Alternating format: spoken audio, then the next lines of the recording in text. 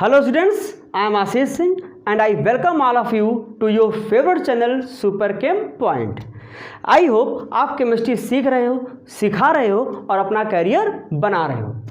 आज हम लोग यहाँ पर टाटोमेरिज्म का कॉन्सेप्ट सीखेंगे।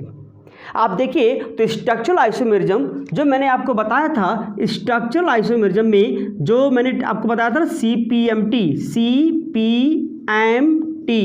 फेल रोते हुए, ये टोटल जो 6 टाइप आपको दिख रहे हैं ये स्ट्रक्चरल आइसोमेरिज्म के थे, जिसमें हम लोगों ने चेन आइसोमेरिज्म कवर कर लिया, पोजीशन आइसोमेरिज्म भी कवर कर लिया, मेटामेरिज्म भी कवर कर लिया। तो अब ये नेक्स्ट नंबर किसका है बेटा? टाटोमेरिज्म का। टाटोमेरिज्म का कॉन्सेप्ट जो है ये बहुत ईजी है, ये बिल्कुल आम जिंदगी की तरह है, हम आपके तरह है ये बिल्कुल।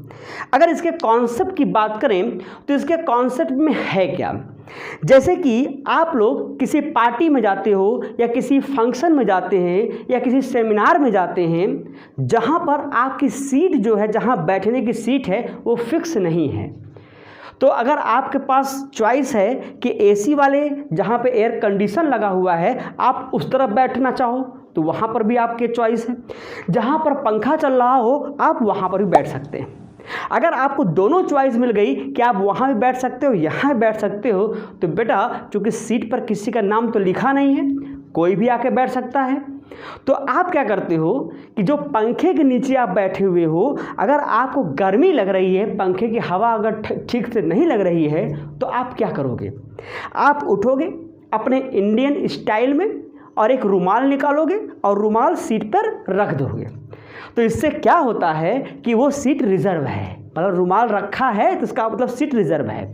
अब आप क्या करोगे? आप उठ के आप एसी वाले जहाँ एयर कंडीशन रखा हुआ है आप वहाँ पे जाकर बैठ गए।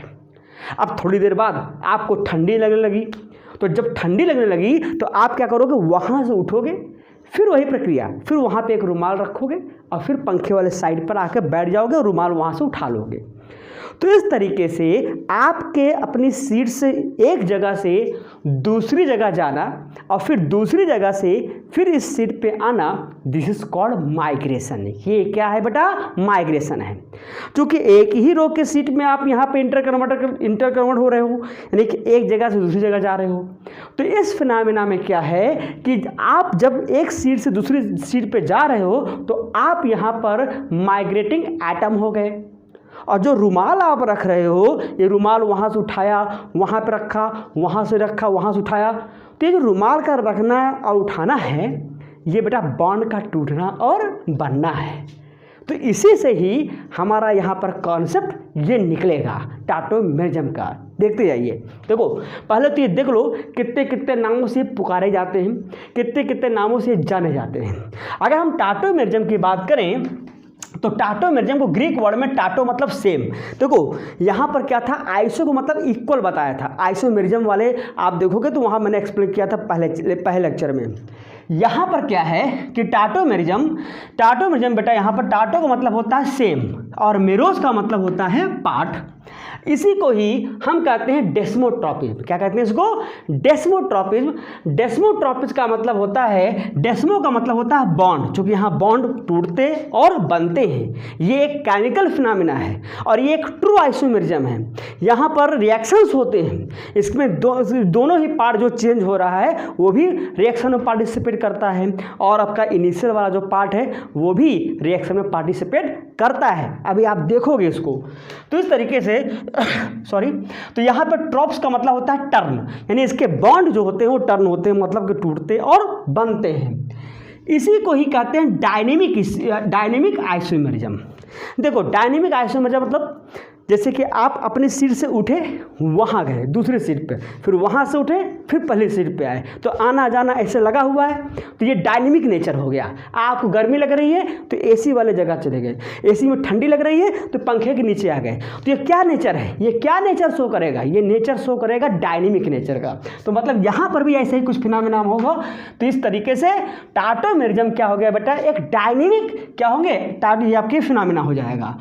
इसीलिए यहाँ पे क्या लिखा हुआ? एग्जिस्ट इन डायनेमिक इक्विलिब्रियम, यानी कि ये किस में एग्जिस्ट करेगा? ये डायनेमिक इक्विलिब्रियम में एग्जिस्ट करेगा। इसी को ही हम कह देते हैं क्रिप्टोमेरिज्म। क्रिप्टोमेरिज मतलब हिडन है, क्रिप्टोस का मतलब होगा हिडन, ये भी ग्रीक वर्ड में है। तो क्रिप्टोस का मतलब हो गया हिडन और मेरोस का मतलब हो गया पार्ट, यानी कि आप कब अपनी सीट से उठोगे और कब वहाँ जाओगे ये हिडन है, किसी और को नहीं पता चलेगा। वो उसकी रिक्वायरमेंट होगी कि यहाँ से उठ के वहाँ पर जा रहे हो, इसीलिए इसको क्रिप्टोमेरिज्म कह देते हैं। एलोट्रॉपिज्म, एलोफॉर्म सुना होगा, एलोट्रॉप मतलब कि एक ही आपके एटम के कई सारे फॉर्म होते हैं, तो ऐसे एक कंपाउंड के कई फॉर्म हो सकते हैं, इसीलिए एलोट्रॉपिज्म लिखा गया है।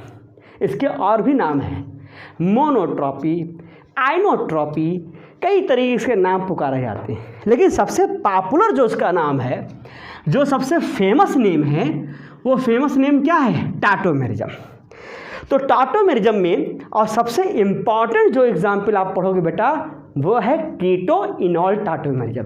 अब वो क्या है, हम तो जनरल एग्जाम्पल समझ गए कि भाई यहाँ तो माइग्रेशन हो रहा है, लेकिन हम इसमें कैसे समझें कि वाकई में ये टाटोमेरिज्म यहाँ पर हो रहा है। तो चलिए आइए समझते हैं कुछ एग्जाम्पल से कि टाटोमेरिज्म्स किस तरीके से इंटर कन्वर्ट होते हैं, उनके मॉलिक्यूल्स कैसे इंटर कन्वर्ट होते हैं, उसको थोड़ा एग्जाम्पल समझते हैं। तो बेटा मैंने यहाँ पर एग्जाम्पल लिया यहाँ पर हमने एसीटोन का, बहुत सिंपल एग्जाम्पल है, CH3 C++ O CH3, ठीक है। ये एक कीटोन का कंपाउंड है। बहुत सिंपल एग्जाम्पल से पहले इसका कॉन्सेप्ट क्लियर करते हैं, फिर उसके बाद इसके तमाम एग्जाम्पल को हम लोग ढंग से सीखेंगे। तो कि एसीटोन है, तो एसीटोन में आप देखो तो ये CO ग्रुप है, ठीक है, कार्बोनिल ग्रुप है ये, और किसी भी ग्रुप से डायरेक्ट जुड़े हुए कार्बन को हम कहते हैं अल्फा कार्बन। यहाँ भी अल्फा कार्बन है। तो अल्फा कार्बन वह कार्बन होता है जो किसी फंक्शनल ग्रुप से या किसी एक्टिव कोई आपका एटम है उसके साथ डायरेक्ट जुड़ा होता है। फॉर एग्जाम्पल देखो ये कार्बन है, इस कार्बन से नाइट्रो ग्रुप जुड़ गया तो इसे हम कहेंगे अल्फा कार्बन। अगर इसी कार्बन से यहाँ CHO जुड़ गया तो हम क्या कहेंगे, इसको अल्फा कार्बन। इसी कार्बन से कार्बोक्सिलिक एसिड जुड़ गया तो भी अल्फा कार्बन। मतलब कोई भी फंक्शनल ग्रुप आपका जुड़ जाए, यहाँ पर NH2 भी जुड़ जाता है तो ये अल्फा कार्बन। मतलब कोई भी फंक्शनल ग्रुप या एटम जुड़ता है जिस कार्बन से डायरेक्ट, तो उसे कहेंगे अल्फा कार्बन। अल्फा कार्बन से जुड़े हुए कार्बन को कहते हैं बीटा कार्बन। बीटा कार्बन से जुड़े हुए कार्बन को कहते हैं गामा कार्बन। गामा कार्बन से जुड़े हुए कार्बन को कहते हैं डेल्टा कार्बन, और डेल्टा कार्बन से जुड़े हुए कार्बन को कहते हैं एप्सिलॉन कार्बन। क्या कहते हैं इसको? Epsilon carbon. तो कुछ टीचर ऐसे हैं जो इसी टाटोमेरिज्म को XYZ करके या कुछ और ट्रिक से बताते हैं, वो आपका सही तरीका नहीं है। ये केमिस्ट्री के लैंग्वेज है, केमिस्ट्री की भाषा है, केमिस्ट्री की आत्मा है। इसी से ही आप कॉन्सेप्ट बनाएंगे और एंटायर केमिस्ट्री में आपको देखोगे यही सब मिलेंगे, अल्फा बीटा कार्बन। ये IUPAC में पार्टिसिपेट नहीं, IUPAC में नहीं लिए जाते, IUPAC में इसका नाम एक्सेप्टेबल नहीं है, लेकिन जनरली तरीके से किसी केमिस्ट्री के फिनोमेना को, उसके रिएक्शंस को, उसकी प्रॉपर्टीज़ को समझने के लिए ये काफ़ी हेल्प करते हैं। हम इसे आइडेंटिफाई कर लेते हैं कि ये अल्फा कार्बन है तो कौन सा कार्बन होगा, बीटा कार्बन होगा तो कौन सा कार्बन होगा, और फिर उसके अकॉर्डिंग उसके रिएक्शंस, उसके मैकेनिज्म को हम लोग सीखते हैं। तो इस तरीके से यहाँ पर आप देखो ये अल्फा कार्बन CO ग्रुप जुड़ा हुआ है, यानी एक CO क्या है आपका, एक फंक्शनल ग्रुप है, कार्बोनिल ग्रुप है। ये कीटोन का कंपाउंड है, इसका नाम क्या है बेटा, लिख दो नाम, एसीटोन है। क्या है ये? एसीटोन। और इसमें CO ग्रुप है, कीटो ग्रुप है, तो क्यों लिख दो क्या, कीटो फॉर्म है। कौन सा फॉर्म है ये? कीटो फॉर्म। यहाँ फॉर्म लिख दे रहा हूँ मैं, keto form, this is a keto form. अब किस तरीके से यहाँ पर एटम्स एक पोजीशन से दूसरे पोजीशन पर क्या होते हैं, शिफ्ट होते हैं, अपनी पोजीशन को चेंज करते हैं, उसको सीखेंगे। देखिए ये जो CO ग्रुप है ये आपका इलेक्ट्रॉन विथड्रॉइंग ग्रुप होता है। यहाँ पे अगर आप कार्बन देखो, इस कार्बन को देखो तो इस कार्बन पे बेटा यहाँ क्या है, sp2 हाइब्रिडेशंस है। sp2 हाइब्रिडेशन है। और sp2 हाइब्रिडेशन की इलेक्ट्रोनेगेटिविटी, अगर इसकी इलेक्ट्रोनेगेटिविटी की बात करें तो ज़्यादा होती है किससे? sp3 से। यानी कि ये कार्बन क्या होता है? sp3 होता है। तो इसका मतलब इस कार्बन की इलेक्ट्रोनेगेटिविटी क्या है? ज़्यादा है। मेरी बात समझ में आई? तो sp2 है और यहाँ पर क्या होता है? इलेक्ट्रॉन डिफिशियंट होते हैं। क्यों होते हैं? क्योंकि ये क्या है? CO, ये ऑक्सीजन क्या होता है बेटा? ये मोर इलेक्ट्रोनेगेटिव एटम है। तो मोर इलेक्ट्रोनेगेटिव एटम होने की वजह से इसके जो बॉन्डिंग इलेक्ट्रॉन हैं वो ऑक्सीजन की तरफ क्या होता है? खिंचे होते हैं, यानी कि अपने उसकी तरफ शिफ्ट हुए होते हैं। तो इस वजह से इस पर कौन सा चार्ज आता है? Positive charge, partial positive charge. देख लीजिए, एक तो sp2 ऊपर से और पॉजिटिव चार्ज, जिस वजह से इस कार्बन की इलेक्ट्रोनेगेटिविटी ज़्यादा हो जाती है। और उसके एडजेसेंट, उसके बगल वाला जो अल्फा कार्बन है, उसका जो हाइड्रोजन है, ये हाइड्रोजन हो जाता है एसिडिक हाइड्रोजन। यानी किसके हाइड्रोजन, जरा बॉन्ड को फॉर्म में निकाल रहा हो, देखो ये हाइड्रोजन किस नेचर का हो जाएगा? एसिडिक नेचर का। एसिडिक नेचर मतलब इसके बॉन्ड इलेक्ट्रॉन आसानी से इस कार्बन पर यहाँ पे शिफ्ट हो सकते हैं। इसके दोनों इलेक्ट्रॉन्स इस कार्बन के थ्रू क्या होते हैं? विड्रॉ हो सकते हैं, क्योंकि यहाँ पे इलेक्ट्रॉन खींचने वाला कौन सा है? CO group. इसकी वजह से ये कार्बन और हाइड्रोजन के बीच बॉन्ड यहाँ पर आसानी से शिफ्ट हो जाता है, जिस वजह से इस हाइड्रोजन पर कौन सा चार्ज आता है? पॉजिटिव। और यहाँ पे बेटा कौन सा चार्ज आता है? ये अल्फा हटा देता हूँ, यहाँ पे आता है नेगेटिव। अब ध्यान समझिएगा, और ये मोर इलेक्ट्रोनेगेटिव है, यानी यहाँ पे कौन सा चार्ज होगा? नेगेटिव होगा। तो इस तरीके से यहाँ पर पोलैरिटी क्या होती है? डेवलप होती है।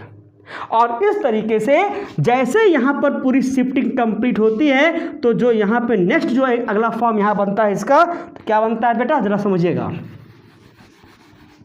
तो जो पॉइंट मैं लिखता जाऊँ, आप लोग भी उसको लिखते जाइए, क्योंकि बहुत ही इंपॉर्टेंट पॉइंट मैं बताता हूँ। मेरा कोई भी चीज़ बकवास नहीं होता, सारी चीज़ें इंपॉर्टेंट होती हैं। देखो यहाँ पर क्या बना? आप देखो CH2 लिख दिया, नेक्स्ट C, यहाँ पर डबल बॉन्ड O, और ये है CH3। बहुत ध्यान समझिएगा, और ये H। तो इस तरीके से इलेक्ट्रोनेगेटिविटी के डिफरेंस होने की वजह से, इलेक्ट्रॉन खींचने की वजह से, अब ये बॉन्ड यहाँ पे क्या होगा? ब्रेक हो जाएगा। ये बॉन्ड यहाँ से ब्रेक हो जाएगा, और इस पर जो पार्शियल पॉजिटिव था अब वो पूरा आ गया। ठीक है, एक समझ लीजिए, अभी मैं बॉन्ड बना रहा हूँ उसको, ठीक है, आपको समझाने के लिए सारी चीज़ बता रहा हूँ। तो और इस पर कौन सा आ जाएगा बेटा? इस पर आ जाएगा नेगेटिव चार्ज, और यहाँ पर इसके भी बॉन्ड ब्रेक हो जाएंगे। CO के भी पाई बॉन्ड, दोनों इलेक्ट्रॉन यहाँ चले जाएंगे, तो इस पर भी नेगेटिव चार्ज, और यहाँ पर भी क्या गया? Positive charge. बस नेगेटिव पॉजिटिव का आप जोड़ दीजिए, इसका पॉजिटिव चार्ज किया, इसका नेगेटिव जो है ये आपके कौन ले लेगा? आपको हाइड्रोजन ले लेगा, ये H+ ले लेगा, जिस वजह से हाइड्रोजन और ऑक्सीजन के बीच में यहाँ क्या होगी? बॉन्ड मेकिंग होगी, यानी बॉन्ड बनेगा। और यहाँ पे क्या हो रहा था? यहाँ बॉन्ड ब्रेकिंग हो रही है, यानी बॉन्ड यहाँ टूट रहा है और यहाँ नया बॉन्ड बन रहा है। ठीक, ऐसे ही उसी समय ही यहाँ पर कार्बन, यानी इस पर देखो नेगेटिव चार्ज है, इस हाइड्रोजन के इलेक्ट्रॉन, यानी कार्बन और हाइड्रोजन इलेक्ट्रॉन कहाँ आने पर? कार्बन पर आने की वजह से इस पर नेगेटिव चार्ज, और यहाँ पर क्या है? पॉजिटिव चार्ज है ही है। तो नेगेटिव पॉजिटिव मिलकर क्या बनाएंगे? नेगेटिव पॉजिटिव मिलकर बनाएंगे आपके डबल बॉन्ड। ये देखिए डबल बॉन्ड बना लिए। तो इस तरीके से यहाँ पे डबल बॉन्ड बना हुआ है, तो डबल बॉन्ड को हम कहते हैं ईन। क्या कहते हैं? ईन। OH को कहते हैं ऑल, अल्कोहल ग्रुप है ये। और अल्कोहल में आप देखो क्या होता है बेटा? ऑल होता। O क्या है? वॉवल्स में है। तो IUPAC में पढ़ाया है मैंने कि जब भी वॉवल्स एज ए सफिक्स जुड़ेगा प्राइमरी सफिक्स के साथ, तो उसके ई को हटाना पड़ता है और तब जाके ऑल को जोड़ते हैं। तो ये कौन सा फॉर्म बन जाएगा? ये बन जाएगा इनॉल फॉर्म। इनॉल फॉर्म।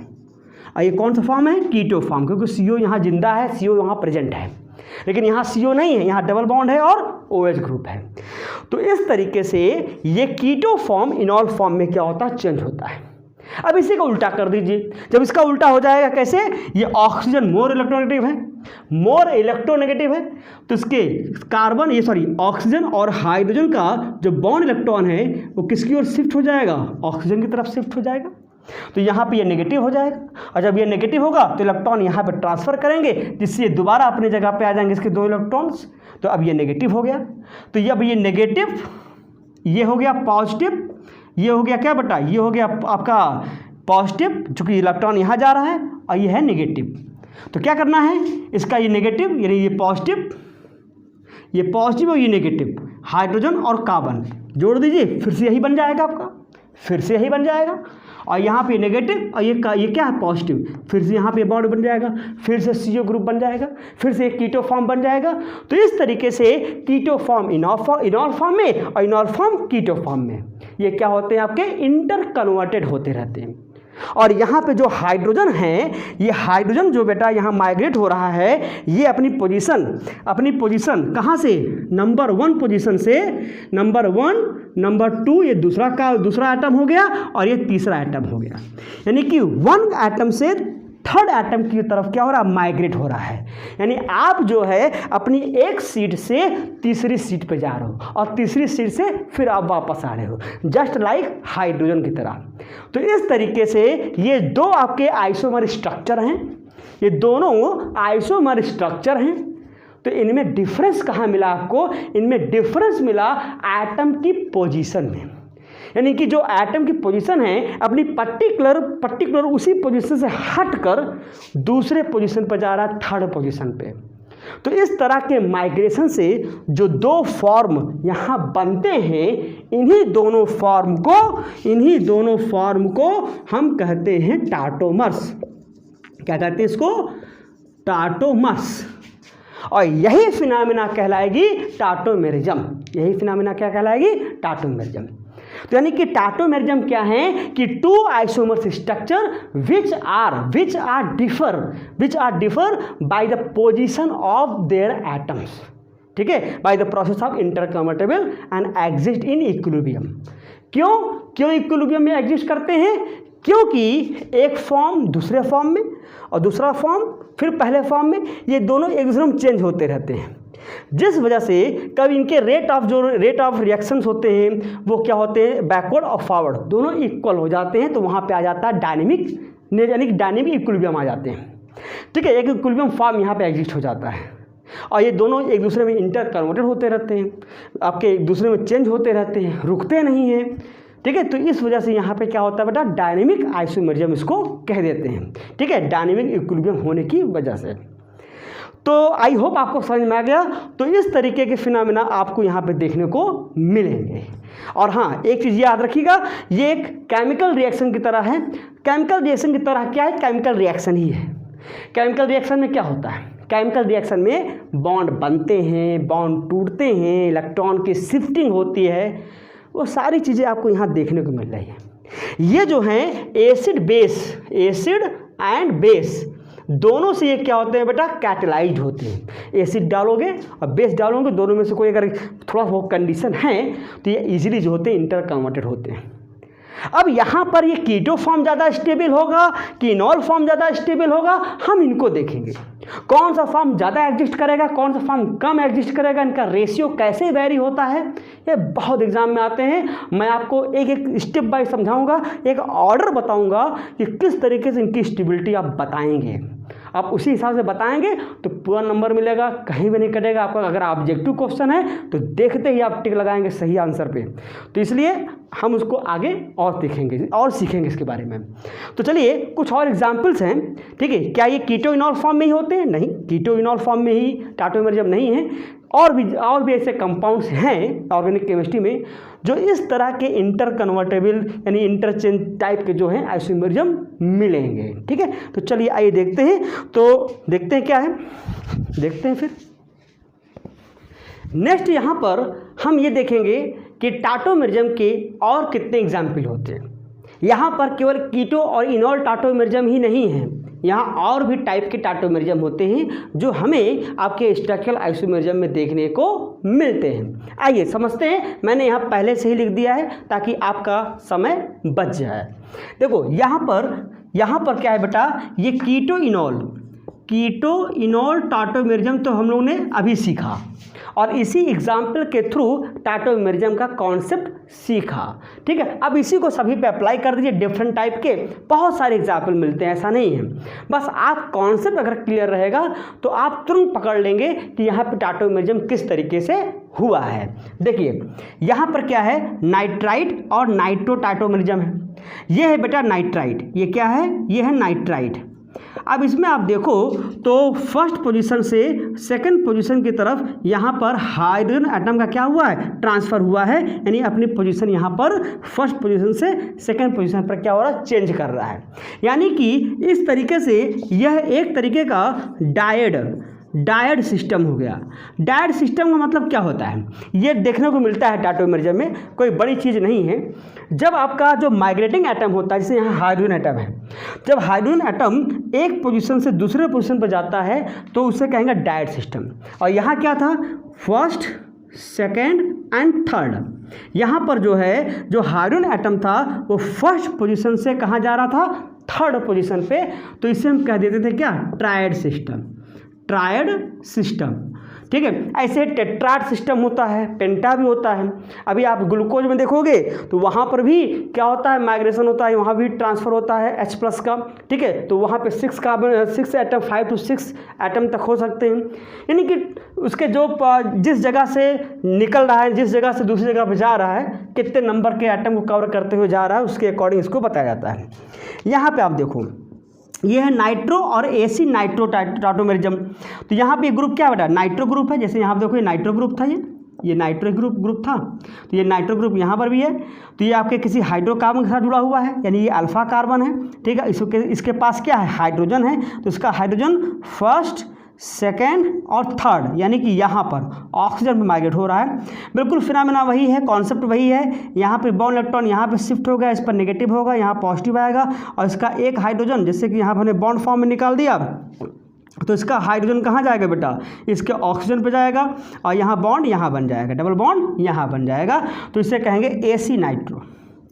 एसी नाइट्रो का मतलब एसिडिक नाइट्रो, यानी OH ग्रुप लगा हुआ ना, ये हाइड्रोजन कैसा होगा, ये हाइड्रोजन एसिडिक हाइड्रोजन होगा, ये इजीली जो होता है H+ के फॉर्म में निकल जाता है।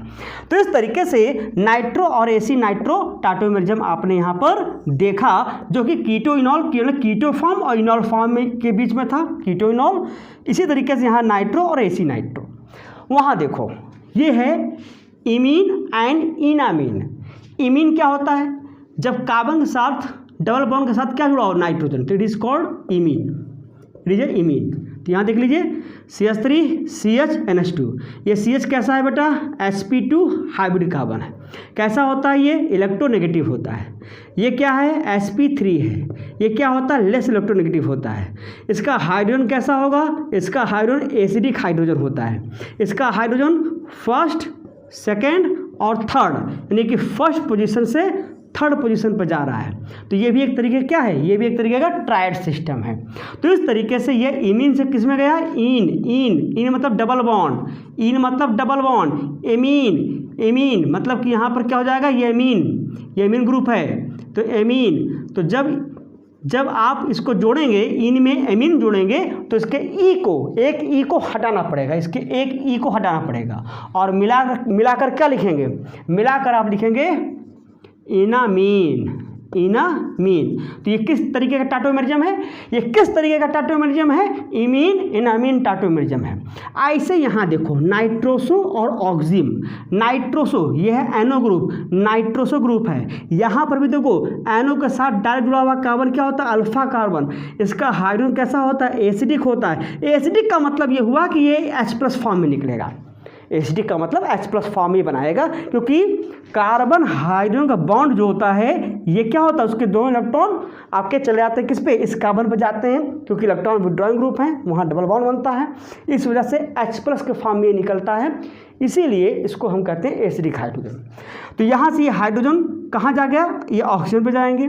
तो इस तरीके देखो यहाँ क्या बन जाएगा, ऑक्सिम बन जाएगा। This is called oxime, this is called oxime. और ये क्या है आपका, ये है नाइट्रोसो। तो नाइट्रोसो ऑक्सिम टाइप का ये क्या बन गया, टाटोमेरिज्म बन गया। तो बिल्कुल कीटो और इनोल की तरह ही है यहाँ पर, इसको याद रखिएगा। तो इस तरीके से कीटो इनॉल टाटोमेरिज्म जो होते हैं, नाइट्राइट नाइट्रो एसी नाइट्रो, ये डिफरेंट टाइप के क्या मिलते हैं, टाटोमेरिज्म मिलते हैं। अब हमें ये देखना है कि किसमें ये जो आपका फिनोमेना है, ये जो टाटोमेरिज्म फिनोमेना है, ये होता है।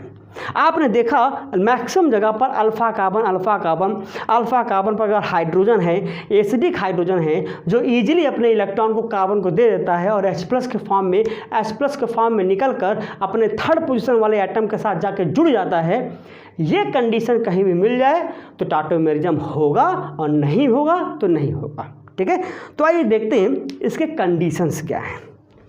देखते हैं इसके कंडीशंस। और हाँ, एक चीज़ आपको ये बताना है, यहाँ पर देखो बेटा, ये कार्बन डबल बॉन्ड NH है। ठीक है, ये इमीन होता है। अगर यहाँ OH लग गया, ये बेटा लग गया OH, तो ये बन जाता ऑक्सिम, क्योंकि हाइड्रोक्सिल एमीन का ये डेरिवेटिव होता है। ठीक है, किसी कार्बन ग्रुप के साथ उसको रिएक्ट कराते हैं तो यहाँ से हाइड्रोजन निकलता है, तो ये पूरा जुड़ता है। ठीक है, तो हाइड्रोक्सिल एमीन के रिएक्शन की वजह से जो प्रोडक्ट यहाँ बन रहा है उसे ऑक्सिम कहते हैं। ठीक है, तो ये आपके नाइट्रोसो के साथ क्या होता है, टाटोमेराइज होते हैं, टाटोमेरिज्म यहाँ पर शो करते हैं। ठीक है, तो चलिए आइए देखते हैं इसके कंडीशंस देखते हैं। ठीक है, नेक्स्ट यहाँ पे देखो बेटा, स्ट्रक्चरल रिक्वायरमेंट जो कंडीशन है उसको बताने से पहले यहाँ पे मैंने कुछ इसके मेन पॉइंट लिखा हुआ है, इसको आप लोग नोट डाउन कर लीजिए।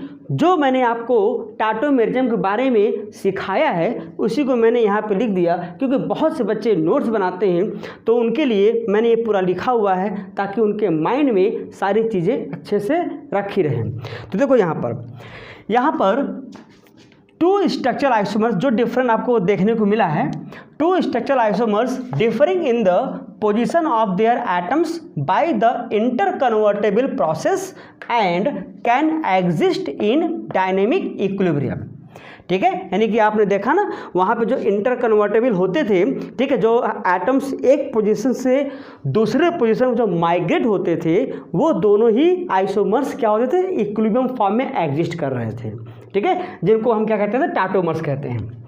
और देखो नेक्स्ट क्या है, it is a chemical reaction in which making and breaking of bonds are occur. इस बात को याद रखिएगा, यहाँ पर मेकिंग और ब्रेकिंग दोनों फिनोमेना होता है जो कि एक केमिकल रिएक्शन में होता है। देखो यहाँ पर इंडिविजुअल, देखो यहाँ पर ये वाला पॉइंट, इंडिविजुअल टाटोमर्स फॉर्म्स में बी आइसोलेटेड, यानी कि जो टाटोमर्स यहाँ बना है, जैसे कीटो और इनॉल बना है, तो जो ज़्यादा स्टेबल होंगे वो आसानी से क्या होंगे, वो सेपरेट हो जाएंगे। ठीक है, कीटो फॉर्म इनॉल फॉर्म को हम यहाँ पे सेपरेट कर सकते हैं। अगर इनॉल फॉर्म की अगर स्टेबिलिटी है वहाँ पर तो वो आसानी से वहाँ से सेपरेट हो जाएगा, इनको अलग कर सकते हैं हम। ठीक है, इसको याद रखिएगा।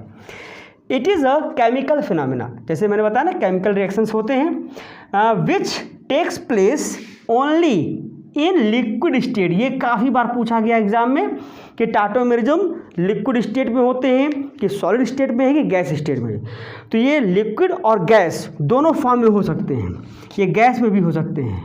ठीक है, गैस स्टेट में भी हो सकता है, लेकिन सॉलिड स्टेट में बिल्कुल नहीं होंगे, क्योंकि सॉलिड स्टेट में वो एक दूसरे में क्या होंगे, जैसे कीटो फॉर्म है वो सॉलिड स्टेट में क्या होंगे, वो चेंज ही नहीं होंगे, क्योंकि वहाँ माइग्रेशन होता है, ये एसिड बेस कैटालाइज्ड रिएक्शंस होते हैं। तो ये सॉलिड फेज में क्या होते हैं, वो स्टेबल रहते हैं, वो इंटरकन्वर्टेबल नहीं होते, उनके हाइड्रोजन एटम माइग्रेट नहीं होते। इसीलिए टाटोमेरिज्म केवल और केवल लिक्विड स्टेट और गैस स्टेट में ही मिलेंगे आपको, इस बात को याद रखिएगा। नेक्स्ट यहाँ पर देखो, number of sigma bond, pi bond और lone pair are same in both tautomers, यानी कि जैसे कि एक टाटोमर्स ये है, दूसरा टाटोमर्स वो है, यानी ये कीटो है वो इनॉल है, तो दोनों में ही number of sigma bond, number of pi bond और लोन पेयर सेम रहेंगे। बट लेकिन याद रखना, दिमाग में याद रखना, but it is not a resonance, ये रेजोनेंस नहीं होता। आपने यहाँ पे देखा है डबल हेडेड एरो होते हैं, जबकि रेजोनेंस में क्या होता है, वहाँ पर यहाँ पे 2 पॉइंट एरो होते हैं, इस तरह के मिलता है। रेजोनेंस में एटम कभी माइग्रेट नहीं करते, रेजोनेंस में एटम की पोजीशन फिक्स होती है, केवल वहाँ पे जो पाई इलेक्ट्रॉन होते हैं वो आपके डीलोकलाइज होते हैं। तो ये टाटोमेरिज्म रेजोनेंस नहीं है, इसको याद रखिएगा। Tautomerism is catalysed by acid and base, वो हम बता चुके हैं। हम आपको नेक्स्ट वीडियो लेक्चर में इसकी पूरी स्टेबिलिटी बताएंगे, जो कि बहुत ही इंपॉर्टेंट होने वाला है। वो वीडियो लेक्चर जो इसके बाद हम देंगे टाटोमेरिज्म का ही है, उसी का नेक्स्ट पार्ट, वो बहुत ही इंपॉर्टेंट है। आप देखिएगा, मैं उसमें स्टेबिलिटी इसका जो बच्चे और लोग रटवाते हैं, मैं आपको यहाँ रटवाऊंगा नहीं, यहाँ मैं सिखाऊंगा। आप देखते ही पहचान जाओगे कि कौन सा इनॉल फॉर्म ज़्यादा स्टेबल है, कि कीटो फॉर्म ज़्यादा स्टेबल है। ठीक है, तो और भी चीज़ें जो होंगी स्टेबिलिटी देखेंगे। नेक्स्ट हम यहाँ पर थोड़ा देख लेते हैं इसका structural requirement. Structural requirement for tautomerism, यानी कि उस कंपाउंड्स में ऐसा क्या कंडीशंस है, ऐसा क्या रिक्वायरमेंट है कि वो टाटोमेरिज्म शो करे। तो पहली चीज़ है compounds should have electron withdrawing group, जैसे एग्जाम्पल CO ग्रुप, ये हो साइनाइड हो जाए, NO2 हो जाए, एक्सेट्रा। अगर ऐसे ग्रुप आपको देखने को मिल रहे हैं जो इलेक्ट्रॉन विड्रॉइंग ग्रुप हैं, तो समझ जाइए वहाँ पर टाटोमेरिज्म होनी चाहिए। लेकिन दूसरा कंडीशन इसमें साथ में होना चाहिए, दोनों ही फॉलो होने चाहिए, कोई एक फॉलो हो रहा है उससे नहीं। दूसरा क्या है, compound should have at least one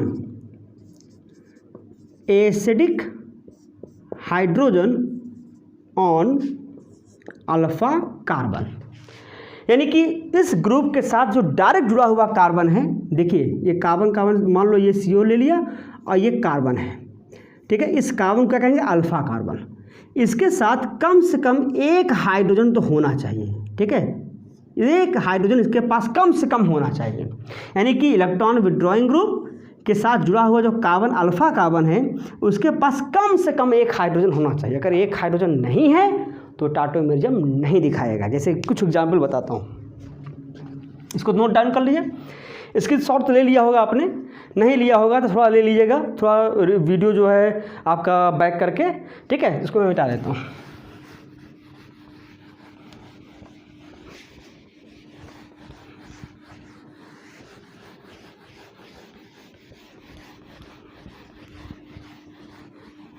देखिए, जैसे मैंने यहाँ एग्जाम्पल लिखा CH3H ट्रिपल बॉन्ड N, ठीक है, साइनाइड ग्रुप है। अब ये बताइए क्या ये टाटोमेरिज्म शो करेगा? यस, शो करेगा। क्यों करेगा शो? क्योंकि इसके अल्फा कार्बन पर, देखो ये इलेक्ट्रॉन विड्रॉइंग ग्रुप हो गया, इस ग्रुप के साथ जुड़ा हुआ कार्बन अल्फा कार्बन है और उसके साथ जुड़ा हुआ एक हाइड्रोजन है, इसीलिए ये टाटोमेरिज्म शो करेगा। नेक्स्ट एग्जांपल देखो, आप तुरंत पहचान लोगे कि किस में टाटोमेरिज्म होगा, किस में टाटोमेरिज्म नहीं होगा।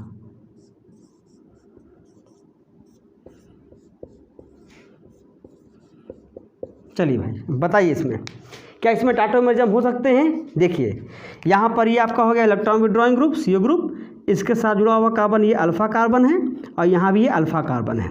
इस अल्फा कार्बन पर कोई भी हाइड्रोजन नहीं है, क्योंकि यहाँ हाइड्रोजन कहाँ पे है? ये बीटा कार्बन पे है। ये देखो ये बीटा कार्बन पे है। हमें बीटा कार्बन से लेना देना नहीं है, हमें बीटा कार्बन से कोई मतलब नहीं है, हमें मतलब है अल्फा कार्बन से। उस अल्फा कार्बन पर कम से कम एक हाइड्रोजन दिख जाए तो समझ जाओ वहाँ टाटोमेरिज्म है, झमाझम उसके स्ट्रक्चर बनाएंगे। ठीक है, आपको स्ट्रक्चर बनाने में कोई दिक्कत नहीं है, क्योंकि जो सेकंड पार्ट हम बताएंगे इसका, सेकंड पार्ट में जब हम दूसरा वीडियो लेक्चर देंगे तो उसमें सारी चीज़ सिखाएंगे, उसमें झोर के एग्जाम्पल बताएंगे आपको। ठीक है, तभी आप तो ये फर्स्ट लेक्चर तो केवल एक सीखना है कि टाटोमेरिज्म है क्या। अच्छा बेटा इसमें बताओ, इसमें बताना, इसमें क्या ये टाटोमेरिज्म शो करेगा? ये बेंजीन रिंग है, हम यहाँ बॉन्ड बना देते हैं, चलो ये, ठीक है, ये देखो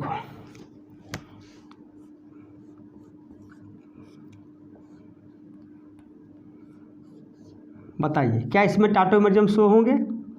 ध्यान से देखिएगा, क्या ये टाटोमरिज्म शो करेगा? देखो यहाँ तो ये CO ग्रुप है, ये इलेक्ट्रॉन विड्रॉइंग ग्रुप है, हमें देखना है अल्फा हाइड्रोजन।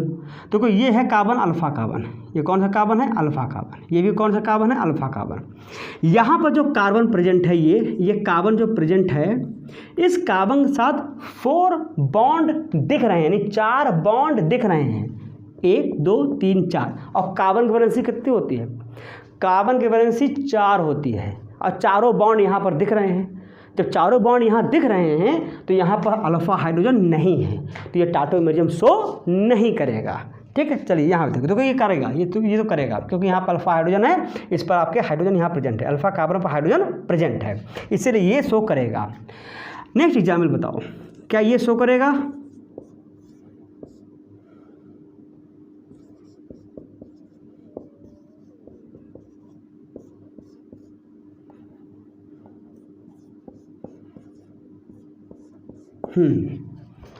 बताइए क्या ये टाटोमरिज्म शो करेंगे? ध्यान से देख के बताइएगा। यहाँ पे देखिए ये इलेक्ट्रॉन विड्रॉइंग ग्रुप, ठीक है, CO ग्रुप है ही है, इसके साथ जुड़ा हुआ कार्बन क्या है? ये अल्फा कार्बन, सभी जानते हैं, अब तो पहचान गए हैं। लेकिन ये हाइड्रोजन जो है ये डायरेक्ट इस कार्बन के साथ जुड़ा हुआ CO ग्रुप के साथ जुड़ा हुआ आपका हाइड्रोजन है। हमें कार्बन से मतलब है, क्या लिखा हुआ है? Compound should have at least 1 acidic hydrogen on alpha carbon. Alpha carbon पर होना चाहिए, उस ग्रुप के साथ, उस इलेक्ट्रॉन विड्रॉइंग ग्रुप के साथ आपका जो है हाइड्रोजन नहीं जुड़ा होना चाहिए। ठीक है, 1-2 चीज़ें हैं, जैसे कि आपने किसमें देखा था? नाइट्राइट में, उसमें नाइट्राइट में आपने देखा था, ये नाइट्राइट वाले बेटा, नाइट्राइट वाले ग्रुप में भी बताया ना मैंने एग्जाम्पल यहाँ। तो यहाँ पर तो चलो आपका अल्फा हाइड्रोजन नहीं है, यहाँ पर ये सॉरी कार्बन की बात नहीं है। ठीक है, ये एक इनऑर्गेनिक कंपाउंड है, इनऑर्गेनिक कंपाउंड। लेकिन जब कार्बनिक कंपाउंड यानी कि ऑर्गेनिक कंपाउंड जब आप पढ़ते हो तो वहाँ कार्बन की बात होती है। तो कार्बन की बात होती है, तो कार्बन के बाद में आप अल्फा कार्बन याद रखिए, ये सभी इनऑर्गेनिक कंपाउंड है, तो उसमें भी इस तरह का फिनोमेना दिखता है। ठीक है, तो वहाँ पर अल्फा हाइड्रोजन का रूल वहाँ पर अप्लाई नहीं होता। जैसे कि ये हाइड्रोजन साइनाइड है, यहाँ पर भी हाइड्रोजन जो होता है यहाँ माइग्रेट होता है। अब आप कहोगे सर अल्फा कार्बन तो यहाँ नहीं है, तो मैं कहूँगा ये ऑर्गेनिक कंपाउंड भी नहीं है। हम ऑर्गेनिक कंपाउंड की बात करते हैं तो अल्फा कार्बन को लेके चलते हैं, तो मैक्सिमम यही दिखेगा आपको, इन्हीं की दुनिया दिखेगी आगे। तो अब देखो इस तरीके से आप यहाँ पर पहचान लेंगे कि कौन अल्फा कार्बन पर हाइड्रोजन है कि नहीं है। बहुत सिंपल बात है, इसमें कुछ भी आपको यहाँ तुक्काबाजी नहीं करनी है, कोई ट्रिक नहीं बनाना है, कोई ऐसा शॉर्टकट लेके नहीं चलना है, जो है तो है। ठीक है, अगर ये हैं तो वहाँ फॉलो होंगे, अगर कोई यहाँ एक्सेप्शन आता है तो उसका एक्सप्लेनेशन है, हम उसको ऐसे ही नहीं छोड़ेंगे, हम उसको एक्सप्लेन करेंगे कि अगर वहाँ ऐसा बदल रहा है तो क्यों बदल रहा है। क्योंकि बेटा आप यहाँ केमिस्ट्री सीख रहे हो, और सीख रहे हो तो इसका मतलब ये है कि आप एक बार सीखेंगे जीवन भर के लिए हो जाएगा, और रटोगे तो बार बार रटते रहोगे, जैसे एग्ज़ाम करीब आएगा तब रटोगे। अभी 11th में हो, जब 12th में जाओगे तो वहाँ रटोगे, 12th पास हो जाओगे तो BSc करोगे, JEE में जाओगे, IIT में जाओगे, है ना, तो वहाँ पर भी रटना पड़ेगा। रटने की हैबिट छोड़िए, यहाँ रटने से कुछ नहीं होता है, चीज़ों को सीखनी पड़ती है। केमिस्ट्री तो हमारे आपकी ज़िंदगी से रिलेटेड है, मैं तो प्रूफ कर देता हूँ। आपने देखा होगा टाटोमरिज्म को मैं आपसे रिलेट किया हूँ, हमारी आपकी ज़िंदगी से मैं टाटोमरिज्म को रिलेट करते हुए तब जाके इसका कॉन्सेप्ट सिखाया है मैंने। तो बेटा इस तरीके से इस वाले पार्ट में हमने स्ट्रक्चरल रिक्वायरमेंट पढ़ाया कि क्या क्या स्ट्रक्चरल रिक्वायरमेंट होगा। अब इसी का यूज करते हुए हम यहाँ पर स्टेबिलिटी की बात करेंगे, हम यहाँ पर इनोलाइजेशन की बात करेंगे। जब कीटो फॉर्म इनॉल फॉर्म में चेंज होता है तो वो इनॉल फॉर्म कितना स्टेबल है, कितना एग्जिस्ट करेगा, कि कौन एग्जिस्ट नहीं करेगा, कीटो इनॉल फॉर्म का जो रेशियो है कैसे वेरी होता है। ठीक है, वो सारा का सारा कॉन्सेप्ट हम सीखेंगे, रटेंगे नहीं। और आप देखिएगा जब ये पूरा फर्स्ट पार्ट और सेकंड पार्ट जब आप एक साथ देखोगे पढ़ने के बाद, आपको चुटकी बजाते सारी चीज़ें क्लियर होंगी। और इस पर बेटा क्वेश्चन खूब आता है, इस पर खूब जम क्वेश्चन आएगा, घबराइएगा नहीं। जो कॉन्सेप्ट दे रहा हूँ उस कॉन्सेप्ट के बेस पे आपके सारे क्वेश्चन हो जाएंगे, मैं सारे क्वेश्चन करा दूंगा, एक भी नहीं छोड़ूंगा, ठीक है। तो आई होप आपको चीज़ें समझ में आई। तो अब आप लोग का क्या करना है, चैनल को सब्सक्राइब करवाइए और इसको लाइक करवाइए, शेयर करवाइए, आप भी करिए और लोगों को इस केमिस्ट्री को सीखने का मौका दीजिए, क्योंकि बहुत से लोग कंफ्यूज हैं, बहुत से लोग केमिस्ट्री सीखना चाहते हैं, आप उनकी हेल्प करोगे, ठीक है। तो मिलते हैं नेक्स्ट इसके सेकंड पार्ट में। Okay, thank